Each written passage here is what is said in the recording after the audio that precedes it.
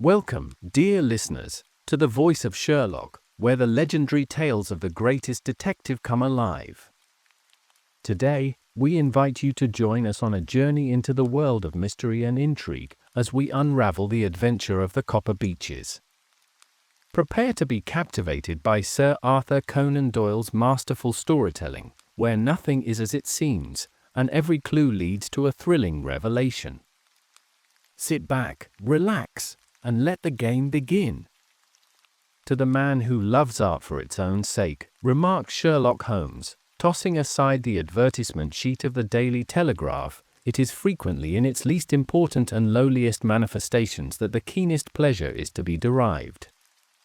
It is pleasant to me to observe, Watson, that you have so far grasped this truth that in these little records of our cases, which you have been good enough to draw up, and, I am bound to say, occasionally to embellish, you have given prominence not so much to the many causes célèbres and sensational trials in which I have figured, but rather to those incidents which may have been trivial in themselves, but which have given room for those faculties of deduction and of logical synthesis which I have made my special province. And yet, said I, smiling, I cannot quite hold myself absolved from the charge of sensationalism which has been urged against my records. You have erred, perhaps, he observed, taking up a glowing cinder with the tongs and lighting with it the long cherrywood pipe which was wont to replace his clay when he was in a disputatious rather than a meditative mood. You have erred perhaps in attempting to put color and life into each of your statements instead of confining yourself to the task of placing upon record that severe reasoning from cause to effect which is really the only notable feature about the thing. It seems to me that I have done you full justice in the matter, I remarked with some coldness, for I was repelled by the egotism which I had more than once observed to be a strong factor in my friend's singular character. No, it is not selfishness or conceit, said he, answering, as was his wont, my thoughts rather than my words. If I claim full justice for my art, it is because it is an impersonal thing, a thing beyond myself. Crime is common. Logic is rare. Therefore it is upon the logic rather than upon the crime that you should dwell. You have degraded what should have been a course of lectures into a series of tales. It was a cold morning of the early spring, and we sat after breakfast on either side of a cheery fire in the old room at Baker Street. A thick fog rolled down between the lines of dun-colored houses, and the opposing windows loomed like dark, shapeless blurs through the heavy yellow reeds. Our gas was lit and shone on the white cloth and glimmer of china and metal, for the table had not been cleared yet. Sherlock Holmes had been silent all the morning, dipping continuously into the advertisement columns of a succession of papers until at last, having apparently given up his search, he had emerged in no very sweet temper to lecture me upon my literary shortcomings. At the same time, he remarked after a pause, during which he had sat puffing at his long pipe and gazing down into the fire, you can hardly be open to a charge of sensationalism, for out of these cases, which you have been so kind as to interest yourself in, a fair proportion do not treat of crime, in its legal sense, at all. The small matter in which I endeavored to help the King of Bohemia, the singular experience of Miss Mary Sutherland, the problem connected with the man with the twisted lip, and the incident of the noble bachelor, were all matters which are outside the pale of the law. But in avoiding the sensational, I fear that you may have bordered on the trivial. The end may have been so, I answered, but the methods I hold to have been novel and of interest. Sure, my dear fellow, what do the public, the great unobservant public, who could hardly tell a weaver by his tooth or a compositor by his left thumb, care about the finer shades of analysis and deduction? But, indeed, if you are trivial, I cannot blame you, for the days of the great cases are past. Man, or at least criminal man, has lost all enterprise and originality. As to my own little practice, it seems to be degenerating into an agency for recovering lost lead pencils and giving advice to young ladies from boarding schools. I think that I have touched bottom at last, however. This note I had this morning marks my 0 point, I fancy. Read it." He tossed a crumpled letter across to me. It was dated from Montague Place upon the preceding evening, and ran thus: "Dear Mr. Holmes, I am very anxious to consult you as to whether I should or should not accept a situation which has been offered to me as governess. I shall call at 10:30 tomorrow if I do not inconvenience you. Yours faithfully, Violet Hunter." "Do you know the young lady?" I asked. "Not I." "It is 10:30 now." "Yes, and I have no doubt that is her ring.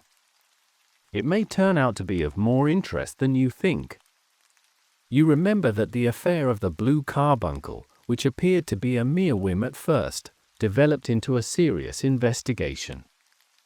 It may be so in this case, also. Well, let us hope so. But our doubts will very soon be solved, for here, unless I am much mistaken, is the person in question." As he spoke, the door opened and a young lady entered the room. She was plainly but neatly dressed, with a bright, quick face, freckled like a plover's egg, and with the brisk manner of a woman who has had her own way to make in the world. "You will excuse my troubling you, I am sure," said she, as my companion rose to greet her, "but I have had a very strange experience, and as I have no parents or relations of any sort from whom I could ask advice, I thought that perhaps you would be kind enough to tell me what I should do. Pray take a seat, Miss Hunter. I shall be happy to do anything that I can to serve you." I could see that Holmes was favorably impressed by the manner and speech of his new client.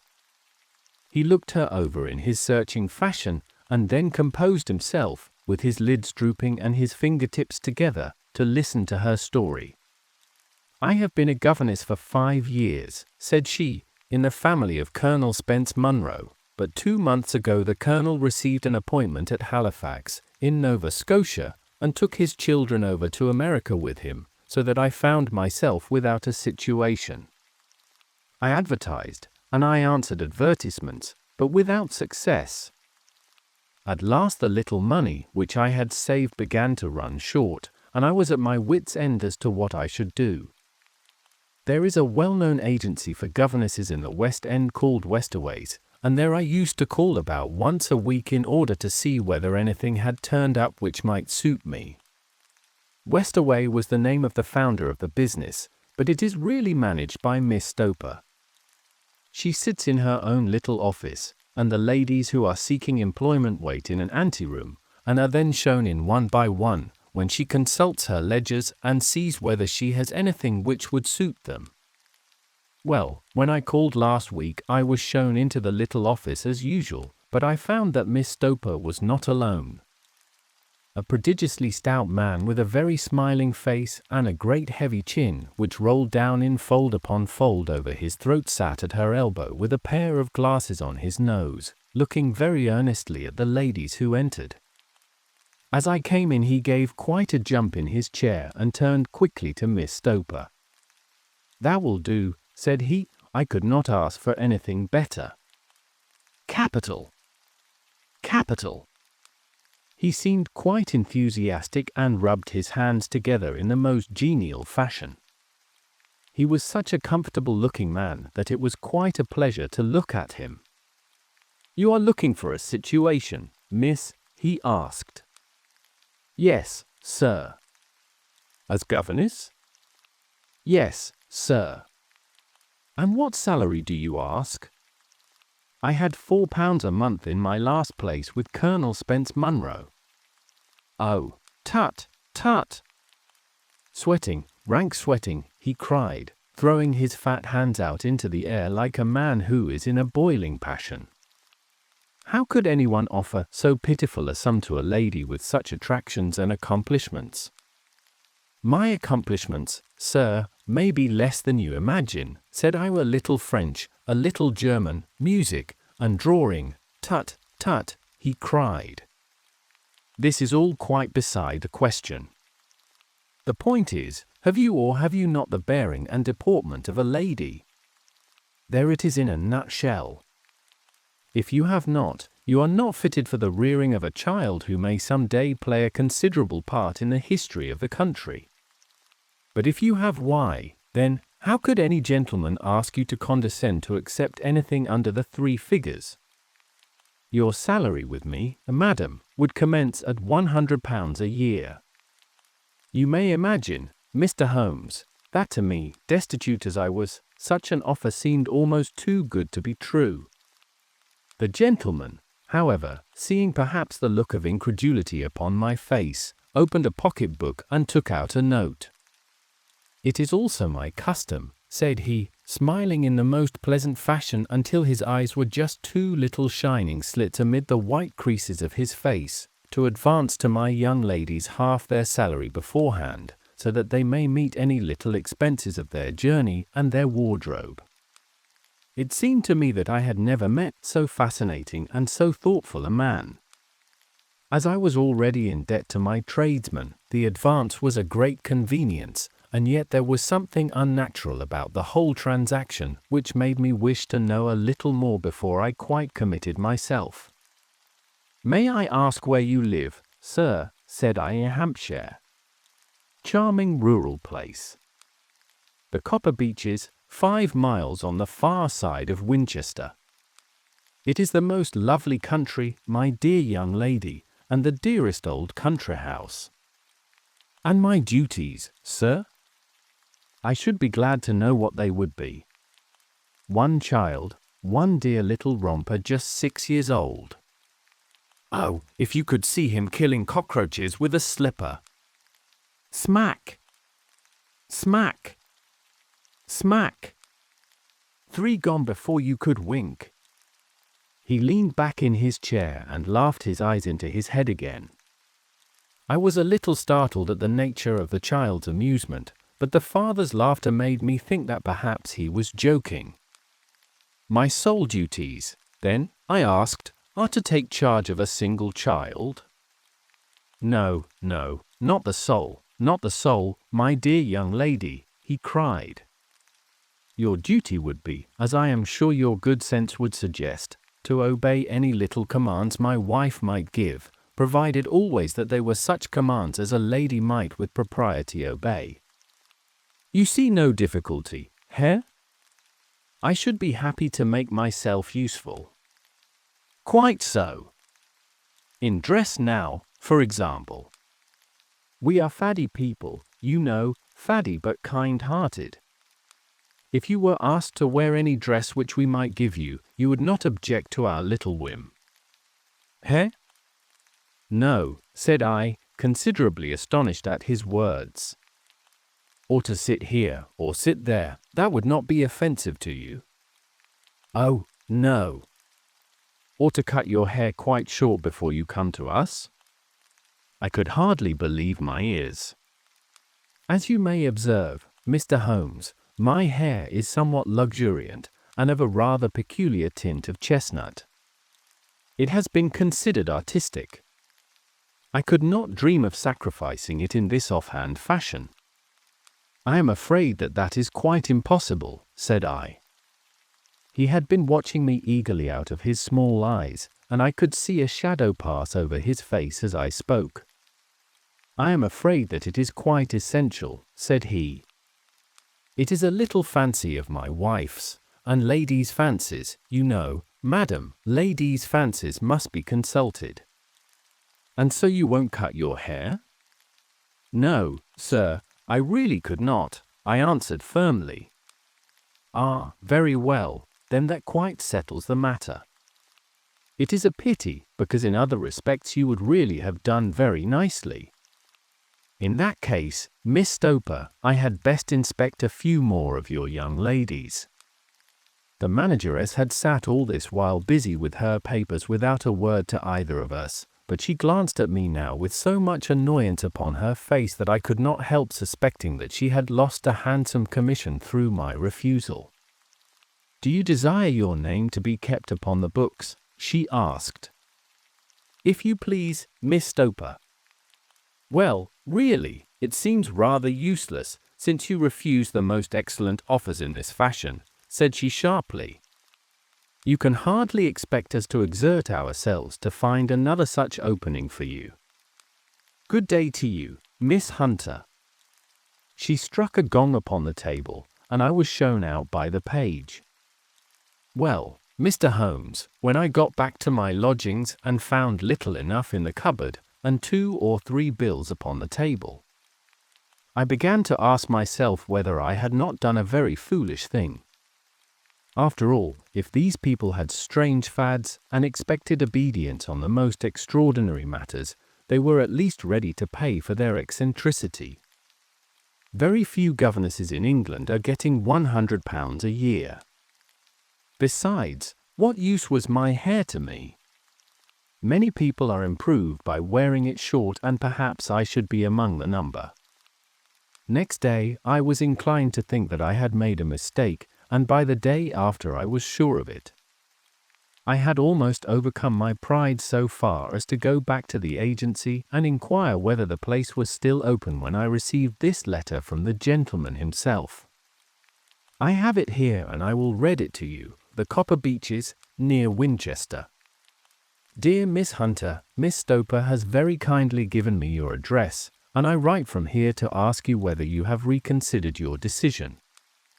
My wife is very anxious that you should come, for she has been much attracted by my description of you. We are willing to give £30 a quarter, or £120 a year, so as to recompense you for any little inconvenience which our fads may cause you. They are not very exacting, after all. My wife is fond of a particular shade of electric blue, and would like you to wear such a dress indoors in the morning.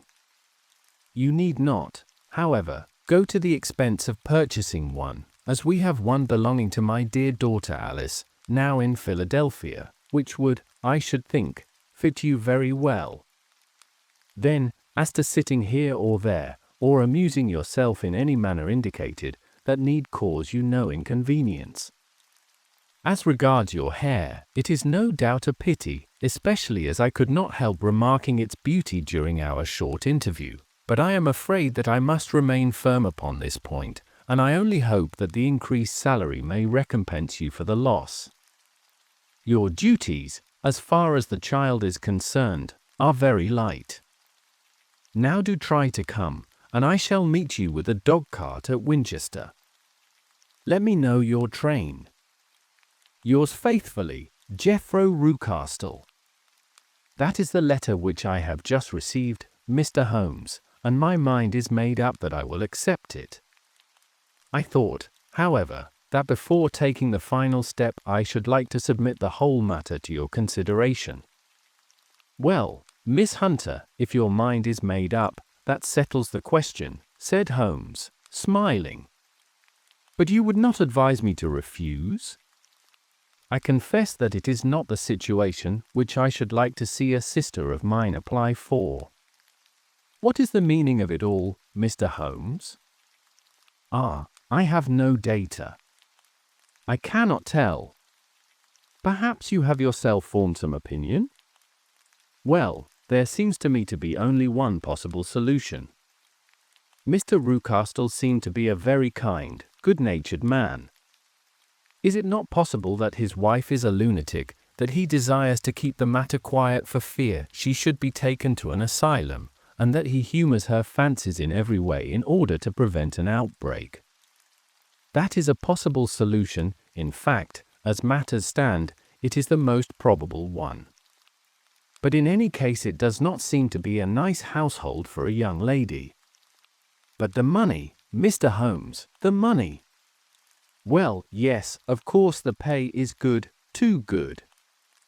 That is what makes me uneasy. Why should they give you £120 a year when they could have their pick for £40? There must be some strong reason behind. I thought that if I told you the circumstances you would understand afterwards if I wanted your help. I should feel so much stronger if I felt that you were at the back of me. Oh, you may carry that feeling away with you. I assure you that your little problem promises to be the most interesting which has come my way for some months. There is something distinctly novel about some of the features. If you should find yourself in doubt or in danger. What danger do you foresee? Holmes shook his head gravely. It would cease to be a danger if we could define it, said he. But at any time, day or night, a telegram would bring me down to your help. That is enough. She rose briskly from her chair with the anxiety all swept from her face. I shall go down to Hampshire quite easy in my mind now. I shall write to Mr. Rucastle at once, sacrifice my poor hair tonight, and start for Winchester tomorrow. With a few grateful words to Holmes, she bade us both good night and bustled off upon her way. At least, said I as we heard her quick, firm steps descending the stairs, she seems to be a young lady who is very well able to take care of herself. And she would need to be, said Holmes gravely. I am much mistaken if we do not hear from her before many days are past. It was not very long before my friend's prediction was fulfilled. A fortnight went by, during which I frequently found my thoughts turning in her direction and wondering what strange side alley of human experience this lonely woman had strayed into. The unusual salary, the curious conditions, the light duties, all pointed to something abnormal, though whether a fad or a plot, or whether the man were a philanthropist or a villain, it was quite beyond my powers to determine. As to Holmes, I observed that he sat frequently for half an hour on end, with knitted brows and an abstracted air, but he swept the matter away with a wave of his hand when I mentioned it.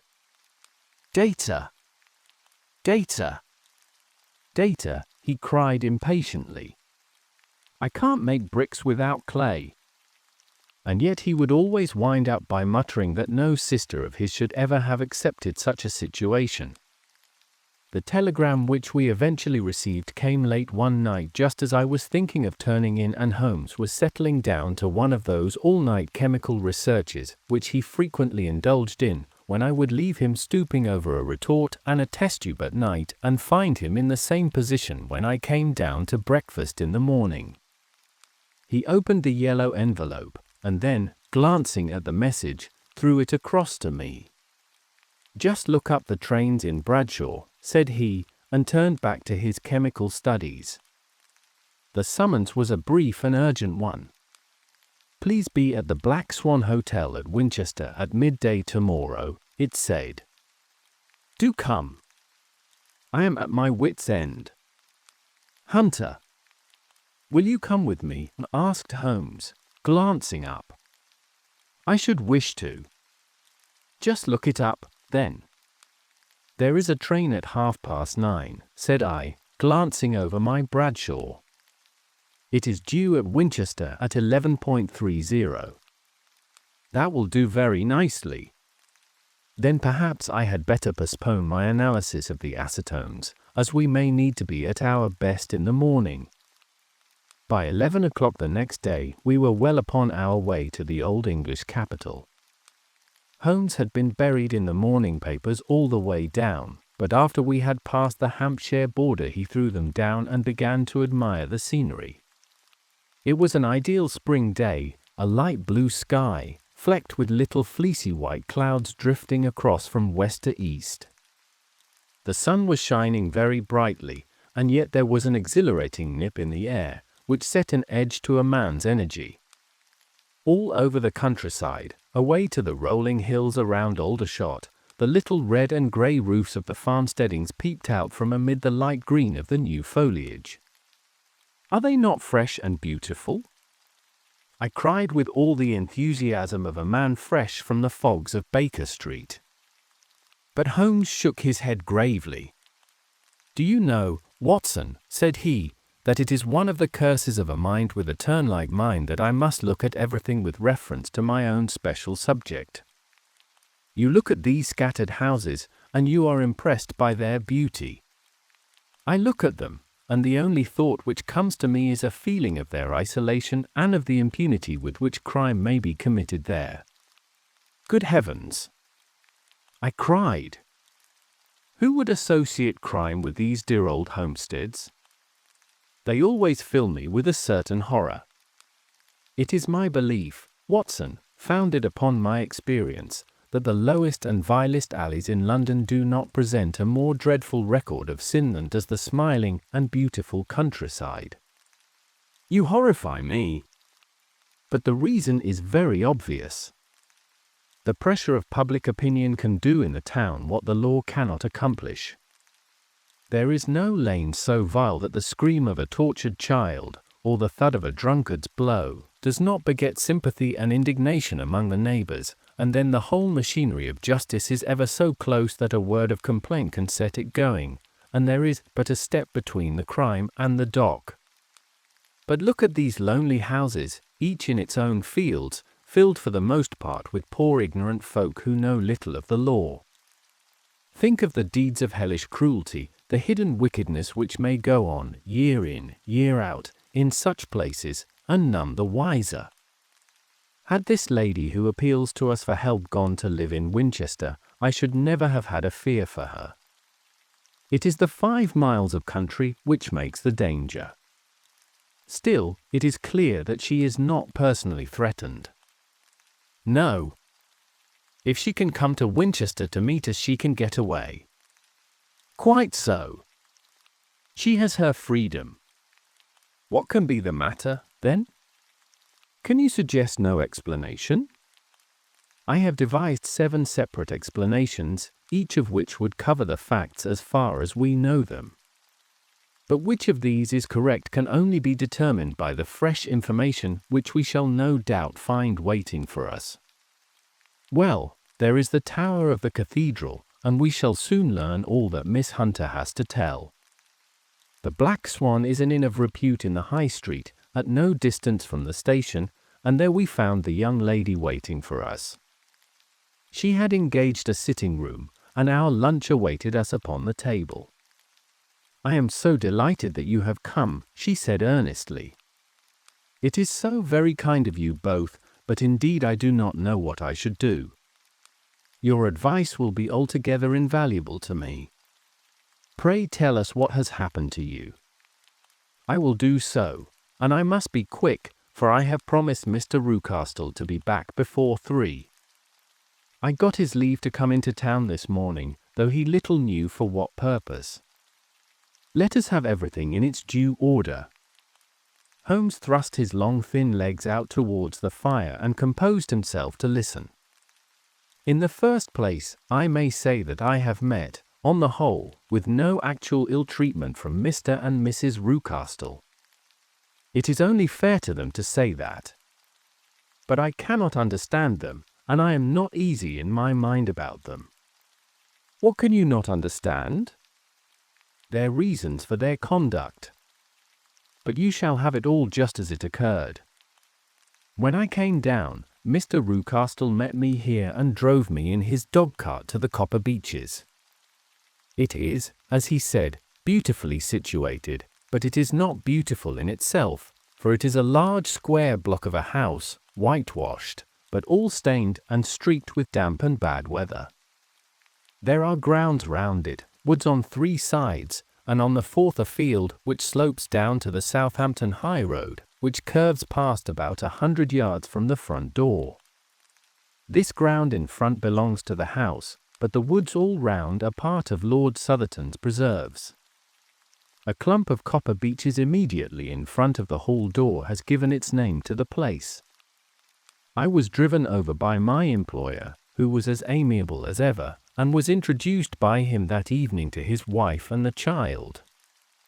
There was no truth, Mr. Holmes, in the conjecture which seemed to us to be probable in your rooms at Baker Street. Mrs. Rucastle is not mad. I found her to be a silent, pale-faced woman, much younger than her husband, not more than 30, I should think, while he can hardly be less than 45. From their conversation I have gathered that they have been married about 7 years, that he was a widower, and that his only child by the first wife was the daughter who has gone to Philadelphia. Mr. Rucastle told me in private that the reason why she had left them was that she had an unreasoning aversion to her stepmother. As the daughter could not have been less than 20, I can quite imagine that her position must have been uncomfortable with her father's young wife. Mrs. Rucastle seemed to me to be colourless in mind as well as in feature. She impressed me neither favourably nor the reverse. She was a nonentity. It was easy to see that she was passionately devoted both to her husband and to her little son. Her light grey eyes wandered continually from one to the other, noting every little want and forestalling it if possible.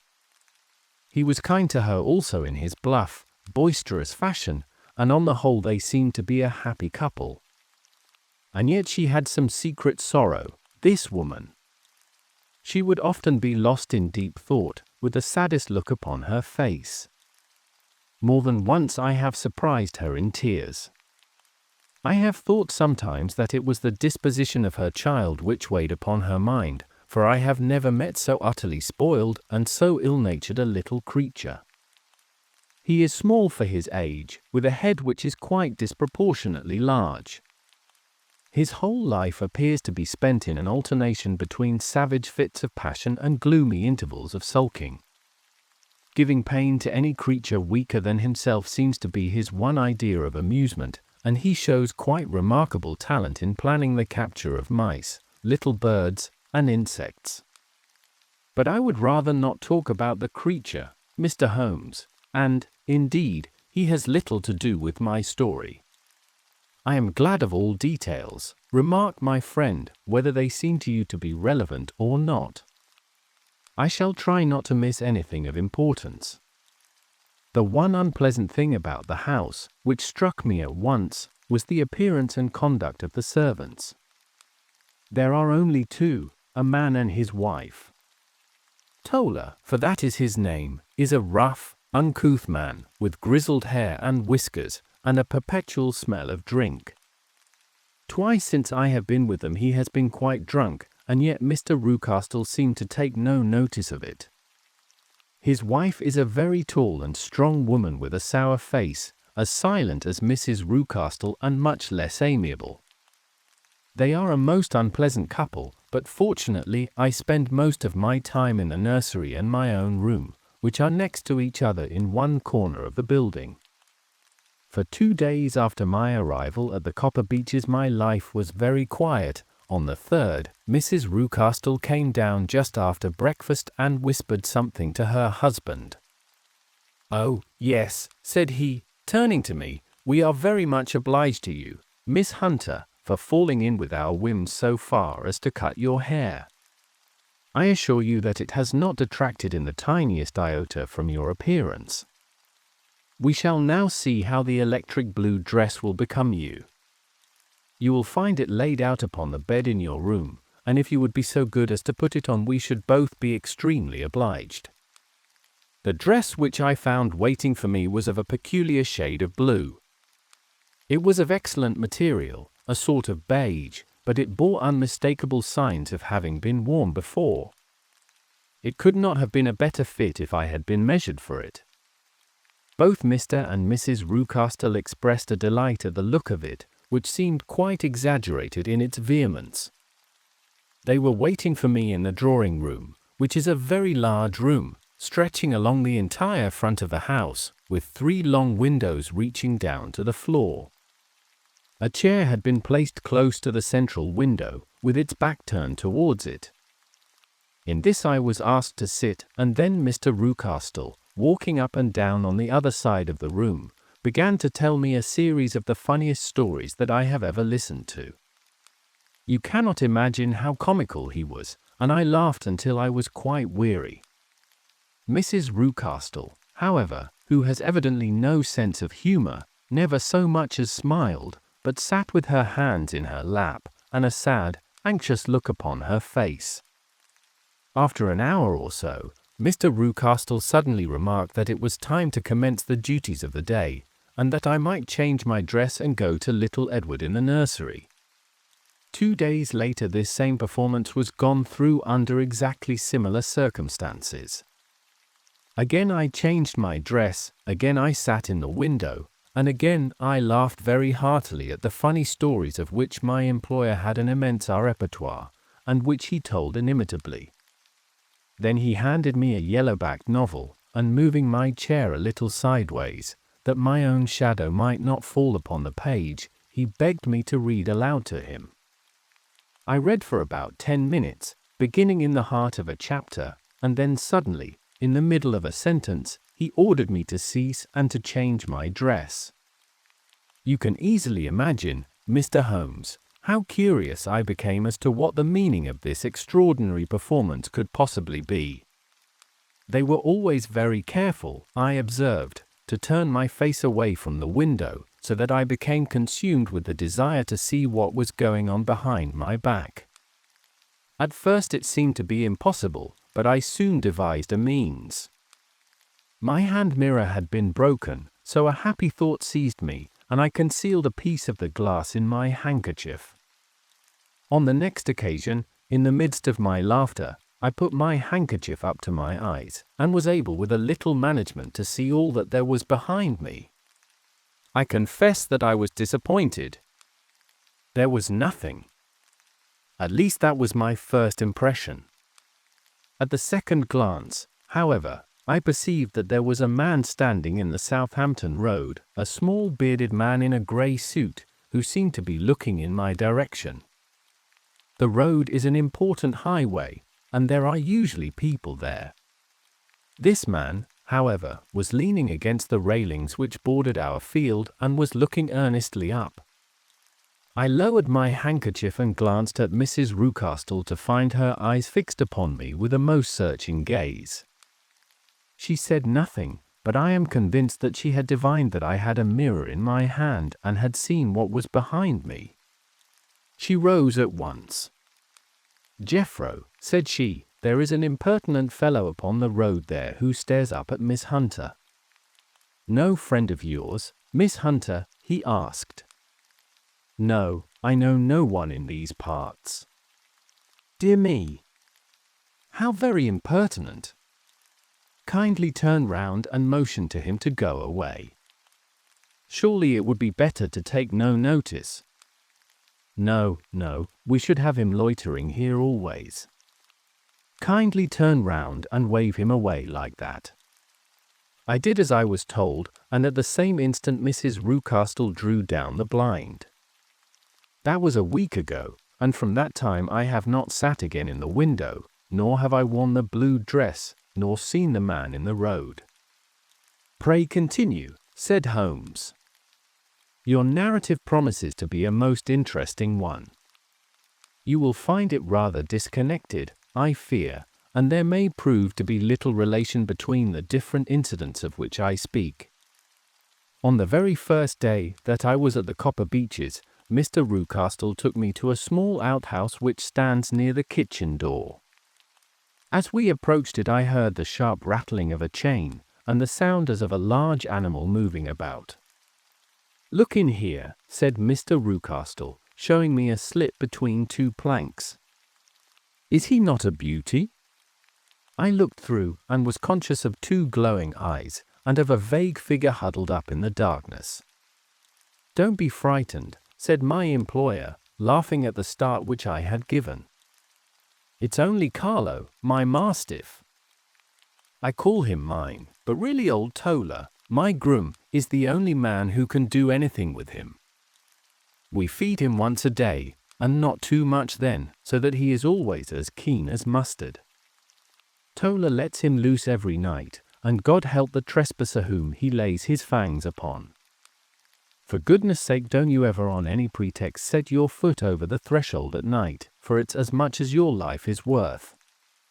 The warning was no idle one, for 2 nights later I happened to look out of my bedroom window about 2 o'clock in the morning. It was a beautiful moonlight night, and the lawn in front of the house was silvered over and almost as bright as day. I was standing, wrapped in the peaceful beauty of the scene, when I was aware that something was moving under the shadow of the Copper Beeches. As it emerged into the moonshine, I saw what it was. It was a giant dog, as large as a calf, tawny tinted, with hanging jowl, black muzzle, and huge projecting bones. It walked slowly across the lawn and vanished into the shadow upon the other side.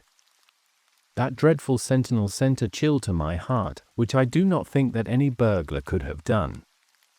And now I have a very strange experience to tell you. I had, as you know, cut off my hair in London, and I had placed it in a great coil at the bottom of my trunk. One evening, after the child was in bed, I began to amuse myself by examining the furniture of my room and by rearranging my own little things. There was an old chest of drawers in the room, the two upper ones empty and open, the lower one locked. I had filled the first two with my linen, and as I had still much to pack away, I was naturally annoyed at not having the use of the third drawer. It struck me that it might have been fastened by a mere oversight, so I took out my bunch of keys and tried to open it. The very first key fitted to perfection, and I drew the drawer open. There was only one thing in it, but I am sure that you would never guess what it was. It was my coil of hair. I took it up and examined it. It was of the same peculiar tint and the same thickness. But then the impossibility of the thing obtruded itself upon me. How could my hair have been locked in the drawer? With trembling hands I undid my trunk, turned out the contents, and drew from the bottom my own hair. I laid the two tresses together, and I assure you that they were identical. Was it not extraordinary? Puzzle as I would, I could make nothing at all of what it meant. I returned the strange hair to the drawer, and I said nothing of the matter to the Rucastles, as I felt that I had put myself in the wrong by opening a drawer which they had locked. I am naturally observant, as you may have remarked, Mr. Holmes, and I soon had a pretty good plan of the whole house in my head. There was one wing, however, which appeared not to be inhabited at all. A door which faced that which led into the quarters of the tollers opened into this suite, but it was invariably locked. One day, however, as I ascended the stair, I met Mr. Rucastle coming out through this door, his keys in his hand, and a look on his face which made him a very different person to the round, jovial man to whom I was accustomed. His cheeks were red, his brow was all crinkled with anger, and the veins stood out at his temples with passion. He locked the door and hurried past me without a word or a look. This aroused my curiosity, so when I went out for a walk in the grounds with my charge, I strolled round to the side from which I could see the windows of this part of the house. There were 4 of them in a row, 3 of which were simply dirty, while the 4th was shuttered up. They were evidently all deserted. As I strolled up and down, glancing at them occasionally, Mr. Rucastle came out to me, looking as merry and jovial as ever. "Ah," said he, "you must not think me rude if I passed you without a word, my dear young lady. I was preoccupied with business matters." I assured him that I was not offended. "By the way," said I, "you seem to have quite a suite of spare rooms up there, and one of them has the shutters up." He looked surprised and, as it seemed to me, a little startled at my remark. "Photography is one of my hobbies," said he. "I have made my dark room up there. But, dear me, what an observant young lady we have come upon. Who would have believed it? Who would have ever believed it?"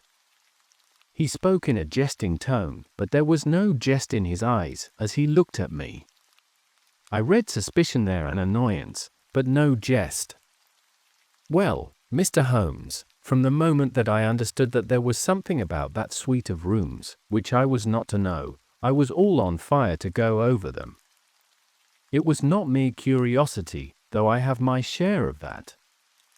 It was more a feeling of duty, a feeling that some good might come from my penetrating to this place. They talk of woman's instinct. Perhaps it was woman's instinct which gave me that feeling. At any rate, it was there, and I was keenly on the lookout for any chance to pass the forbidden door. It was only yesterday that the chance came.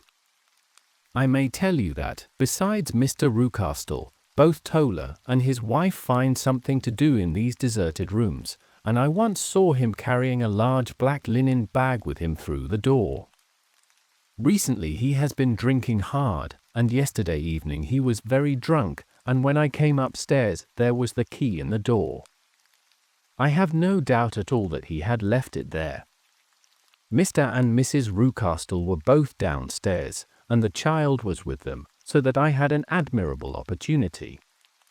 I turned the key gently in the lock, opened the door, and slipped through.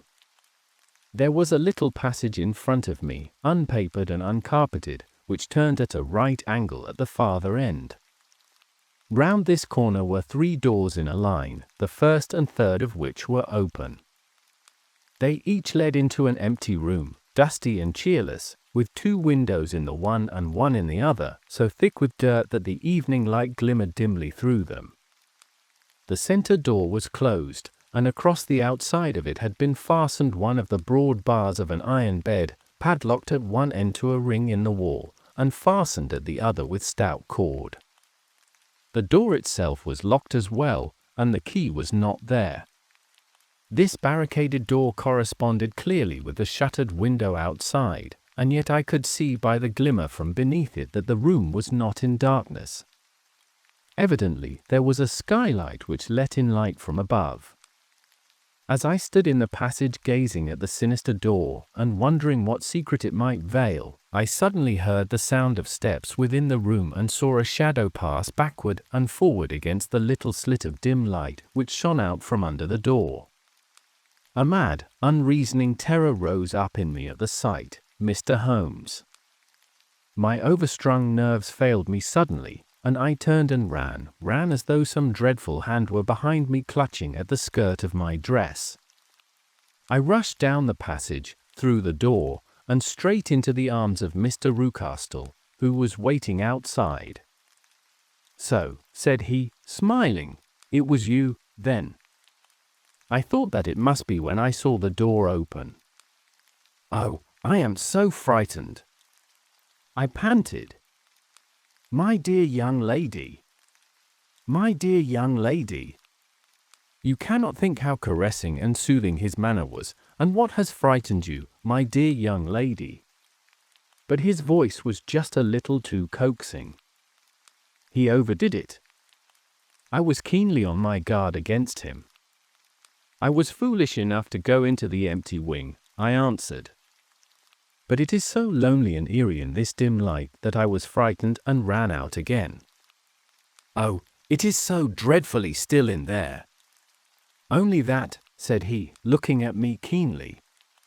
"Why, what did you think?" I asked. "Why do you think that I locked this door?" I am sure that I do not know. It is to keep people out who have no business there. Do you see?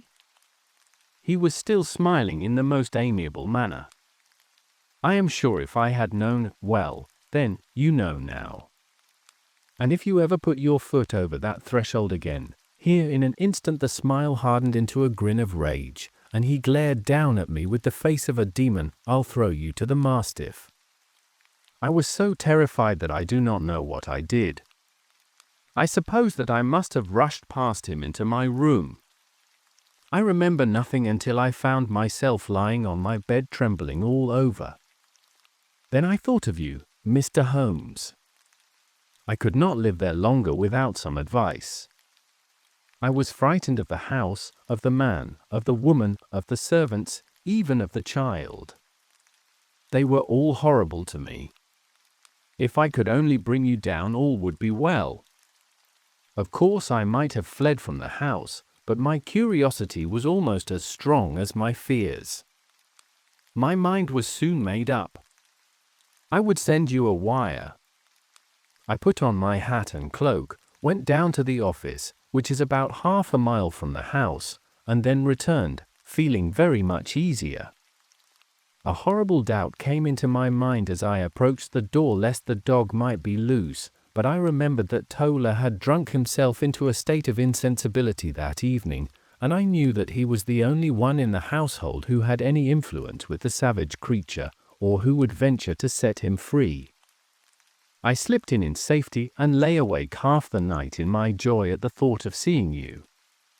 I had no difficulty in getting leave to come into Winchester this morning, but I must be back before 3 o'clock, for Mr. and Mrs. Rucastle are going on a visit, and will be away all the evening, so that I must look after the child. Now I have told you all my adventures, Mr. Holmes, and I should be very glad if you could tell me what it all means, and, above all, what I should do. Holmes and I had listened spellbound to this extraordinary story. My friend rose now and paced up and down the room, his hands in his pockets, and an expression of the most profound gravity upon his face. "Is Tola still drunk?" he asked. "Yes. I heard his wife tell Mrs. Rucastle that she could do nothing with him." "That is well." "And the Rucastles go out tonight?" "Yes." "Is there a cellar with a good strong lock?" "Yes, the wine cellar." "You seem to me to have acted all through this matter like a very brave and sensible girl, Miss Hunter. Do you think that you could perform one more feat?" "I should not ask it of you if I did not think you a quite exceptional woman." "I will try." "What is it?" "We shall be at the Copper Beeches by 7 o'clock, my friend and I. The Rucastles will be gone by that time, and Tola will, we hope, be incapable. There only remains Mrs. Tola, who might give the alarm. If you could send her into the cellar on some errand, and then turn the key upon her, you would facilitate matters immensely." "I will do it." "Excellent. We shall then look thoroughly into the affair. Of course there is only one feasible explanation. You have been brought there to personate someone, and the real person is imprisoned in this chamber. That is obvious. As to who this prisoner is, I have no doubt that it is the daughter, Miss Alice Rucastle, if I remember right, who was said to have gone to America. You were chosen, doubtless, as resembling her in height, figure, and the color of your hair. Hers had been cut off, very possibly in some illness through which she has passed, and so, of course, yours had to be sacrificed also. By a curious chance you came upon her tresses. The man in the road was undoubtedly some friend of hers, possibly her fiancé, and no doubt, as you wore the girl's dress and were so like her, he was convinced from your laughter whenever he saw you, and afterwards from your gesture, that Miss Rucastle was perfectly happy, and that she no longer desired his attentions. The dog is let loose at night to prevent him from endeavoring to communicate with her. So much is fairly clear. The most serious point in the case is the disposition of the child." "What on earth has that to do with it?" I ejaculated. "My dear Watson, you as a medical man are continually gaining light as to the tendencies of a child by the study of the parents. Don't you see that the converse is equally valid? I have frequently gained my first real insight into the character of parents by studying their children. This child's disposition is abnormally cruel, merely for cruelty's sake, and whether he derives this from his smiling father, as I should suspect, or from his mother, it bodes evil for the poor girl who is in their power."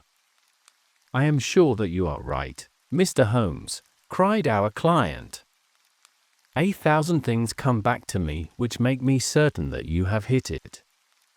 Oh, let us lose not an instant in bringing help to this poor creature. We must be circumspect, for we are dealing with a very cunning man. We can do nothing until 7 o'clock. At that hour we shall be with you, and it will not be long before we solve the mystery." We were as good as our word, for it was just 7 when we reached the Copper Beeches, having put up our trap at a wayside public house. The group of trees, with their dark leaves shining like burnished metal in the light of the setting sun, were sufficient to mark the house even had Miss Hunter not been standing smiling on the doorstep. "Have you managed it?" asked Holmes. A loud thudding noise came from somewhere downstairs. "That is Mrs. Toller in the cellar," said she. "Her husband lies snoring on the kitchen rug. Here are his keys, which are the duplicates of Mr. Rucastle's." "You have done well indeed," cried Holmes with enthusiasm. "Now lead the way, and we shall soon see the end of this black business." We passed up the stair, unlocked the door, followed on down a passage, and found ourselves in front of the barricade which Miss Hunter had described. Holmes cut the cord and removed the transverse bar. Then he tried the various keys in the lock, but without success. No sound came from within, and at the silence Holmes' face clouded over. "I trust that we are not too late," said he. "I think, Miss Hunter, that we had better go in without you. Now, Watson, put your shoulder to it, and we shall see whether we cannot make our way in." It was an old rickety door, and gave at once before our united strength. Together we rushed into the room. It was empty. There was no furniture save a little pallet bed, a small table, and a basket full of linen. The skylight above was open, and the prisoner gone. "There has been some villainy here," said Holmes. "This beauty has guessed Miss Hunter's intentions and has carried his victim off." "But how?" "Through the skylight. We shall soon see how he managed it. He swung himself up onto the roof. Ah, yes," he cried, "here's the end of a long light ladder against the eaves. That is how he did it." "But it is impossible," said Miss Hunter. "The ladder was not there when the Rucastles went away. He has come back and done it. I tell you that he is a clever and dangerous man. I should not be very much surprised if this were he whose step I hear now upon the stair. I think, Watson, that it would be as well for you to have your pistol ready." The words were hardly out of his mouth before a man appeared at the door of the room, a very fat and burly man, with a heavy stick in his hand. Miss Hunter screamed and shrunk against the wall at the sight of him, but Sherlock Holmes sprang forward and confronted him. "You villain," said he, "where's your daughter?" The fat man cast his eyes round, and then up at the open skylight. "It is for me to ask you that," he shrieked. "You thieves! Spies and thieves! I have caught you, have I? You are in my power. I'll serve you." He turned and clattered down the stairs as hard as he could go. "He's gone for the dog," cried Miss Hunter. "I have my revolver," said I. "Better close the front door," cried Holmes, and we all rushed down the stairs together.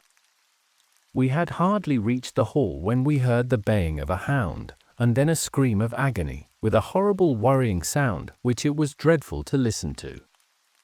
An elderly man with a red face and shaking limbs came staggering out at a side door. "My God!" he cried. "Someone has loosed the dog. It's not been fed for 2 days. Quick, quick, or it'll be too late." Holmes and I rushed out and round the angle of the house, with Toller hurrying behind us. There was the huge famished brute, its black muzzle buried in Rucastle's throat, while he writhed and screamed upon the ground. Running up, I blew its brains out, and it fell over with its keen white teeth still meeting in the great creases of his neck. With much labor we separated them and carried him, living but horribly mangled, into the house. We laid him upon the drawing-room sofa, and having dispatched the sobered Toller to bear the news to his wife, I did what I could to relieve his pain.